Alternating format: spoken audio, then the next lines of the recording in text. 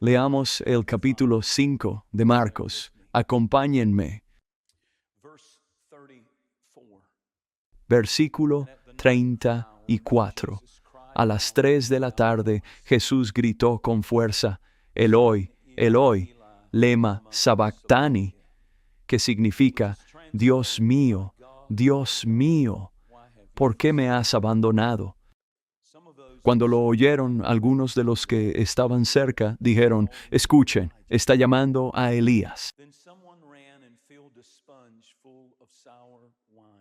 Y corrió uno, y empapando una esponja en vinagre y poniéndola en una caña, le dio a beber, diciendo, dejad, veamos si viene Elías a bajarlo. Mas Jesús, lanzando un fuerte grito, expiró. Entonces el velo del templo se rasgó en dos, de arriba a abajo. Y el centurión que estaba frente a Jesús, al ver cómo murió, dijo, verdaderamente este hombre era el Hijo de Dios. Quiero predicarles esta mañana sobre la presencia del Señor, la presencia del Señor. La razón por la cual el texto se deja en hebreo antiguo, los escritores dicen que cuando estaban traduciendo del hebreo a nuestros idiomas en la primera Biblia, que fue la versión King James para nosotros, no pudieron encontrar las palabras que lleva en esa cultura, así como hay, buen ejemplo, palabras que significan, tienen generaciones de significado para ellas.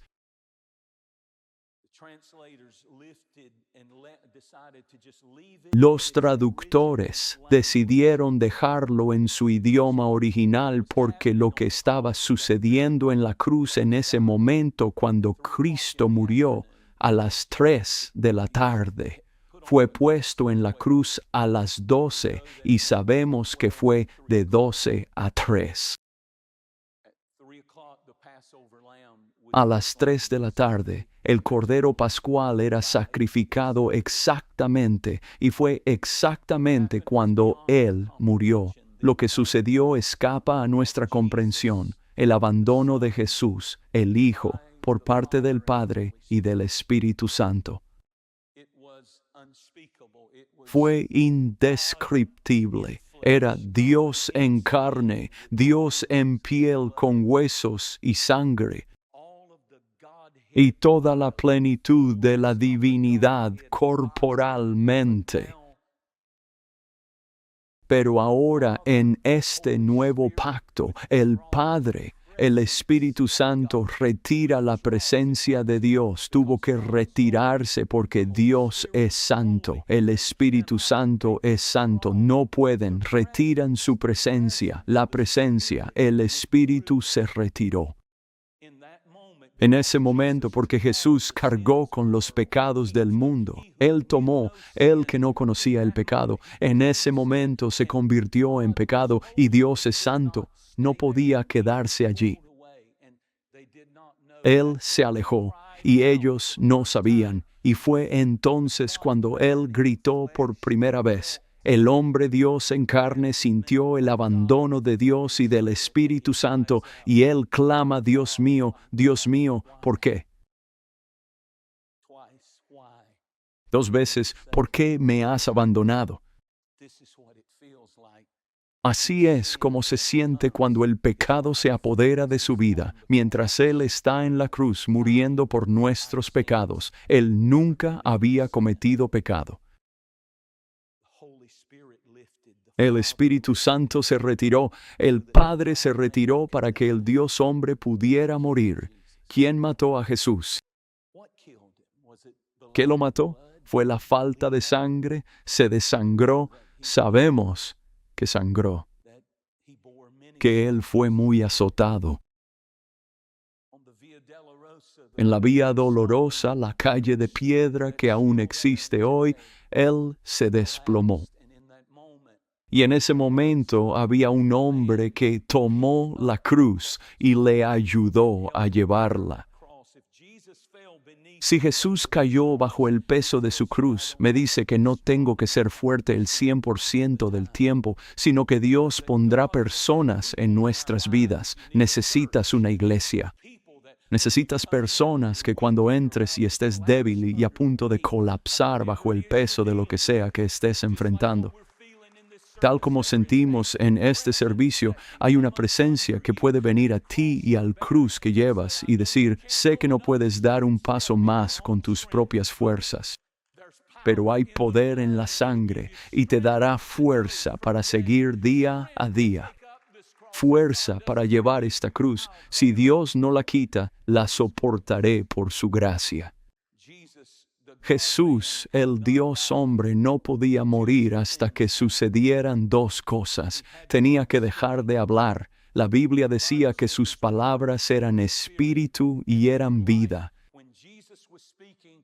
Cuando Jesús hablaba, eran las palabras de Dios Todopoderoso, y era imposible que la muerte lo invadiera mientras Él hablara. Mientras Él continuara pronunciando una palabra, la muerte se mantenía a raya. Mientras Él hablara con ladrones, la muerte no podía llevárselo.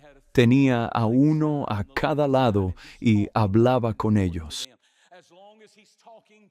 Mientras Él estaba hablando con el Padre, la muerte no pudo llevarlo porque su palabra es tan poderosa. Estas son palabras de Dios y ninguna muerte, ningún demonio podría impedirle hablar. Cuando Él hablaba, sus palabras eran espíritu y eran vida. Él está hablando. Las conversaciones desde la cruz con Santiago, su medio hermano, y con María, su madre, no podía morir. En segundo lugar, mientras la presencia estaba sobre él, la presencia del Espíritu Santo. Cuando el Espíritu Eterno se levantó, cuando Dios Todopoderoso se elevó, y en ese momento entregó el Espíritu. ¿Por qué me has abandonado? No dijo, ¿por qué estoy sangrando? ¿Por qué estoy sufriendo? Pero su preocupación era, ¿por qué estoy? ¿Por qué? Nunca había tenido esta sensación de que la presencia me ha dejado. Ya no siento la presencia. Cuando la presencia se fue y cuando las palabras de su boca cesaron, murió. Hay una pista en esto que necesitamos captar. Mientras estemos confesando la palabra de Dios y la palabra de Dios esté activa en nuestra vida, y mientras estemos en su presencia y con Él, no podemos morir espiritualmente. La clave de la vida es seguir hablando la palabra, mantener la palabra activa, entrar en su presencia, amar su presencia, adorarlo y estar en ese lugar con Él, porque su presencia da vida a tu alma y a tu espíritu. Habla la palabra.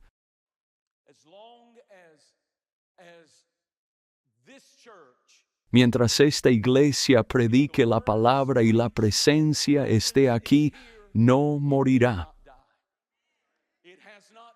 No ha muerto durante todas estas décadas y esta iglesia nunca tiene que morir. Aleluya. Porque si predicamos la palabra, pero la palabra no es suficiente por sí misma, ¿qué quieres decir? Hay una diferencia entre. La Biblia dice, este es un versículo de la Biblia. La letra mata. Si lo único que tienes es una dieta constante de escuchar escrituras murmuradas sin unción, pero al unir su presencia a la palabra. Si hay canto y están cantando buenas letras, pero no sientes su presencia, no hay vida en ello. Y por eso es que no todas las iglesias son iguales. Tienes que tener su presencia y tienes que tener la palabra en todo lo que cantas, en todo lo que predicas. Y si tienes su presencia, lo tienes todo, lo tienes todo. Y mientras estemos confesando la palabra, activando la palabra, predicando y proclamando la palabra al cantar, al entrar en su presencia, no se trata solo de ir, sino de entrar con todo el ser. La iglesia no puede morir. Sé que en mi propia vida, mientras active la palabra cuando me siento apagado, active la palabra y entre en su presencia, y la vida llega. Es una cosa increíble que en la presencia de Dios vivas espiritualmente. Tenemos que mantener la presencia de Dios en nuestra iglesia. Tenemos que mantener la presencia de Dios en nuestra vida. Tenemos que seguir confesando. Nunca pierdas la presencia. Jesús fue despojado de su ropa en la cruz. No había un paño de cintura. No es bíblico. Lo desnudaron completamente en vergüenza, deshonra y desgracia. Desnudaron al segundo Adán. El primer Adán en el jardín violó la regla de Dios y se escondió de la presencia de Dios.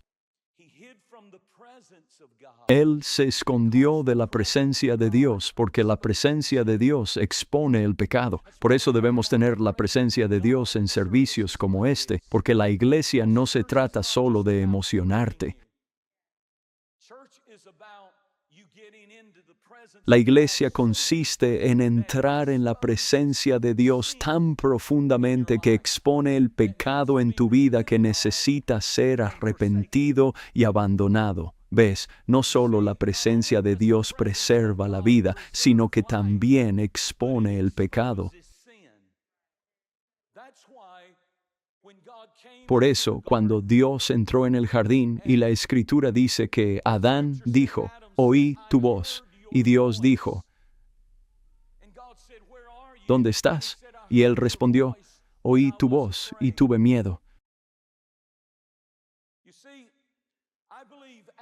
Verás, creo que Adán estaba revestido con la gloria de Dios. Como supo que estaba desnudo, él dijo, «Y estaba desnudo y tuve miedo». Como supo que estaba desnudo, tenía que tener alguna referencia para eso. Nunca había visto a nadie más. ¿Cómo lo supo? Supieron que estaban desnudos porque la gloria de Dios se había retirado cuando habían pecado y quedaron al descubierto. Cuando Jesús estaba muriendo en la cruz, es significativo que estuviera desnudo en ese momento porque eso lo expuso ante el Padre como el pecado del mundo. Asumió cada pecado jamás cometido en ese instante.